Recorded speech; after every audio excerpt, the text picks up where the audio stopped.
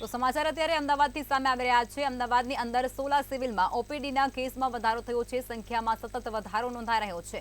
ત્યારે કહી શકાય છે કે અમદાવાદની સોલામાં ઓપીડીની સંખ્યામાં સતત વધારો થઈ રહ્યો છે। સોલા સિવિલમાં છેલ્લા એક સપ્તાહમાં હજારોની સંખ્યામાં ઓપીડી નોંધાઈ ચૂકી છે। 10,176 જેટલા કેસ નોંધાયા છે। ડેન્ગ્યુના 102 સેમ્પલ લેવામાં આવ્યા હતા। તેની સાથે જ મેલેરિયાના પણ 230 જેટલા સેમ્પલ લેવામાં આવ્યા છે।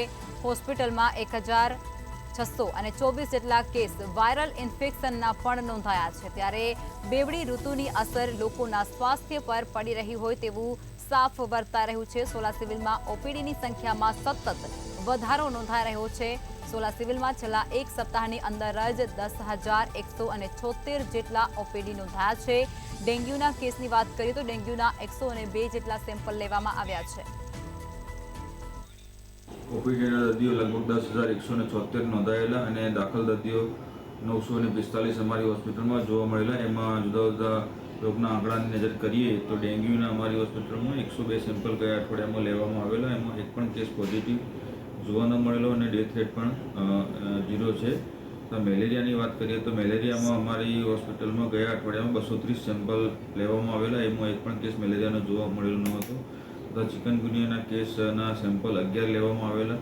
એમાં પણ કોઈ પોઝિટિવ રેટ જોવા નહીં મળેલો અને ડાયરિયાના 2 કેસ નોંધાયેલા અને વાયરલ ઇન્ફેક્શનના લગભગ 1,624 દર્દીઓ ગયા અઠવાડિયામાં અમારી હોસ્પિટલમાં નોંધાયેલા। સાહેબ, અત્યારે સૌથી વધારે વાયરલ ઇન્ફેક્શન જોવા મળી રહ્યું છે, તેનું કારણ શું હોય ને બાળકોમાં પણ શું સ્થિતિ છે? વાયરલ ઇન્ફેક્શનના કારણ ઘણા બધા હોય છે, પણ એમાં તે મુખ્યત્વે સિઝન ચેન્જ થતી હોય, જેમ કે શિયાળામાંથી ઉનાળો સ્ટાર્ટ થતો હોય ત્યારે સામાન્ય રીતે ઇમ્યુનિટી ડાઉન થતી હોય છે માણસને। એના કારણે ઇન્ફેક્શનના ચાન્સીસ વધતા હોય છે। એટલે પૌષ્ટિક ખોરાક ખાવો જોઈએ, સંપૂર્ણ આરામ કરવો જોઈએ અને તાવને એવું આવે તો જરૂર પડે નજીકના ડૉક્ટરને બતાવવા જવું જોઈએ। સર, બાળકોમાં